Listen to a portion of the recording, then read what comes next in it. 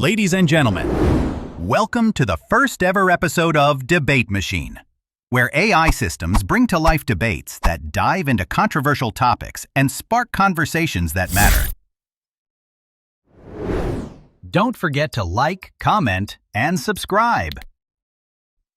Today, we're bringing to life two of the greatest minds in history, separated by millennia, to tackle one fundamental question: what is truth? On one side, Socrates, the father of Western philosophy, a man who believed truth was universal, objective, and attainable only through intellectual rigor and self-examination. For him, truth was a quest, something to be pursued relentlessly, no matter how uncomfortable the journey. And on the other side, Dr. Jordan Peterson, a modern thinker, blending psychology, narrative, and philosophy. For Peterson, truth is not a distant ideal. It's practical, something that helps us survive, find meaning, and thrive in the face of chaos.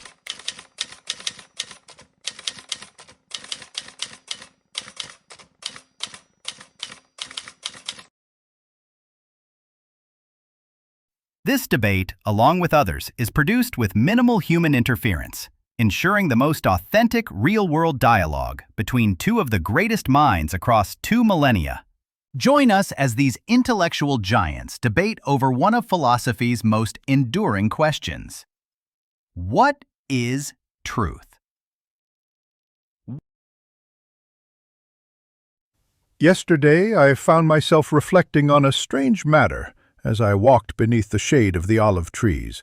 Not about the heavens, nor the affairs of the city, but something more elusive, the nature of truth.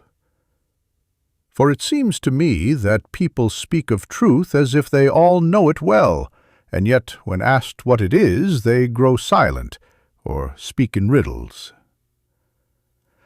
And so, encountering you here today, Peterson, a man of ideas, accustomed to examining the soul through stories and symbols, I find myself wondering, do you believe you know what truth is?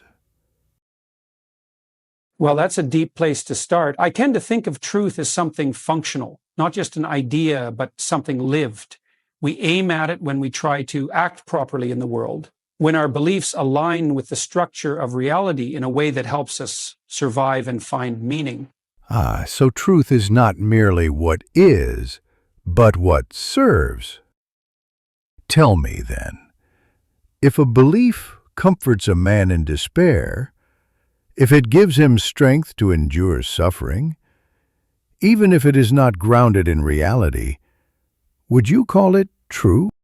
Well, that's the tension, isn't it? I wouldn't say something is true simply because it feels good. I think truth has to be connected to reality.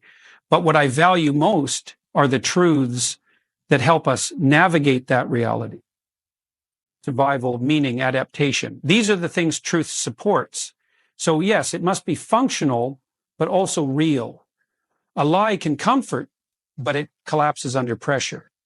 Peterson, you said that truth is something that helps us survive, that it is practical, functional. But let us ask, what is it about truth that makes it helpful in the first place? Is truth simply a tool, or is it something more? If truth is merely what serves us, then can we say that every truth is valuable? If something aids survival, must it be true by virtue of that fact? I would say truth is valuable insofar as it supports survival and thriving. A truth that helps us navigate the world, avoid harm, and build meaningful lives is what we should pursue. It's about functionality, not just abstract correctness. And yes, not all truths are equally valuable. We prioritize those that help us live better, more resilient lives. So you claim that truth is useful. But I ask you this, if we consider a belief that helps us live better, but is based on falsehood, does that still count as truth? For example, if a belief makes a man feel happier but is not rooted in reality, can we call it true just because it is functional for his well-being? That's the danger of lying to oneself, Socrates. I think there's a difference between something that is functional and something that's an outright lie. But for me, the truth is something that is anchored in reality, even if it's uncomfortable. What makes a truth truly valuable is its relationship to the world as it actually is. Very well. So you accept that truth must align with reality. But let us consider the nature of reality. You speak of survival, but is survival the highest aim of human life? If truth serves survival, then should we not be content with any belief that helps us survive, even if it lacks moral clarity or leads to corruption? If survival is the ultimate goal, does it not follow that some truths might be sacrificed for the sake of our desires, our fears, or our comfort? I think survival is the precondition for any further pursuit of meaning, and that meaning is in itself part of the truth.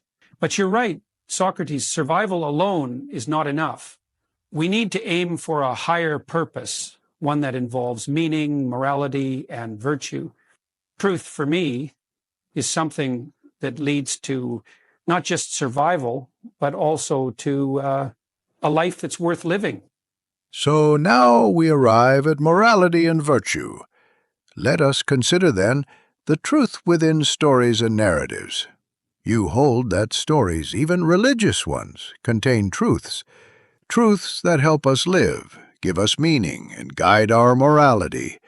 But I ask, can we call something true simply because it serves a moral purpose? You say that the Bible is not about factual truth, but that it reveals a deeper psychological truth. But if the narrative is not grounded in objective reality, how can we rely on it to guide our lives? Is it not possible that these narratives, while useful, might mislead us into false beliefs about the world? I think you're missing the point, Socrates. These stories are not about historical facts. They are about deeper existential truths, about how we face suffering, how we bring order to chaos, how we strive for meaning. They shape our psychological understanding of good and evil, right and wrong. And yes, while these stories are symbolic, they have survived because they speak to universal human experiences. They are truths in the sense that they reveal something essential about being human. But if these truths are symbolic, if they reveal something about human nature, but are not grounded in objective reality, then how do we distinguish between a useful myth and a harmful one? If a story offers comfort, but leads us to false conclusions about the world, about justice, for instance, or about the good life, can we still call it a truth? Or must we, instead, seek definitions grounded in reason, grounded in the nature of justice itself, rather than in the stories that serve our emotions? I see what you're saying, but these stories, these narratives, they have a kind of truth that cannot be found in reason alone. They speak to something deeper than intellect. They speak to the soul. And while we can question them, we must also recognize their wisdom in shaping human life. I'm not advocating for blind acceptance, but for an understanding that transcends pure rationality. And so we return to our original question. What is truth? You see, Peterson, we may never fully define it, but our pursuit of it must not be constrained by what is convenient, by what serves our desires, or even by what gives us comfort. Truth is not simply what works for us, it is what transcends us, what exists independent of our needs and wishes. We must pursue it not because it serves us, but because it is the highest good. The very foundation of virtue, of justice, of the good life. So, we find ourselves at an impasse. We have examined our views, but truth, as I have said, may never be fully captured in the bounds of human understanding. Perhaps it is something we must forever seek, but never completely possess. The search itself, however, is the very essence of wisdom. And so, the dialogue ends not with certainty, but with deeper questions. In this arena of ideas, we've witnessed two minds, divided by centuries, confront one another not in hostility, but in pursuit of understanding.